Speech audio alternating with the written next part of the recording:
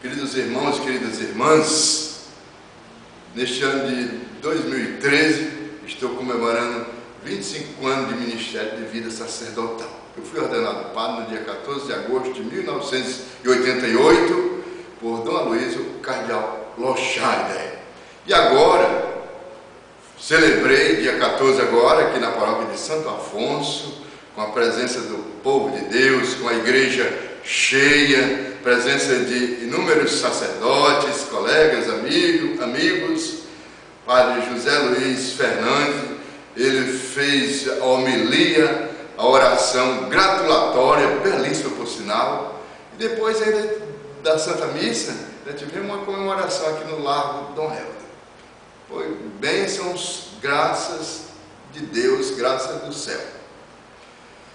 E neste ano dos meus 25 anos, achei por bem também lançar mais um livro, que é este livro aqui, um livro comemorativo, 25 anos sobre águas sagradas. Águas sagradas é o projeto que Deus tem para cada um de nós.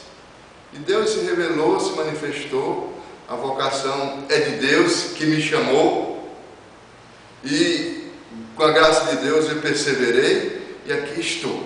E este livro, ele é importante, porque neste mês de agosto, que é o mês vocacional, mês que eu fui ordenado sacerdote,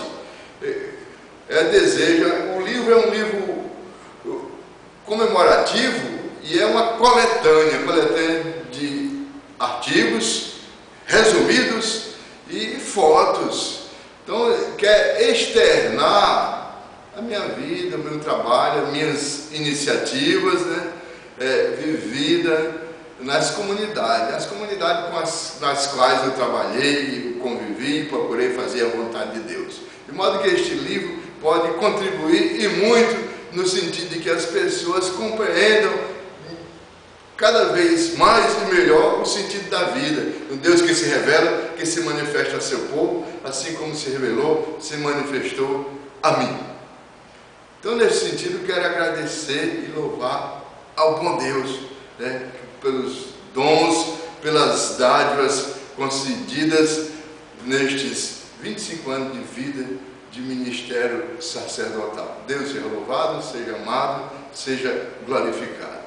E este livro possa chegar às mãos do povo de Deus, todas as comunidades nas quais, repetindo, trabalhei, e assim as pessoas possam entender, compreender melhor a sua missão aqui na Terra, missão de pessoa, criatura humana, missão de batizado, de cristão, e assim ele vai ter diante dos olhos, na mente e no coração, a realidade da glória futura da vida junto de Deus, daquele presente muito eterno e muito feliz.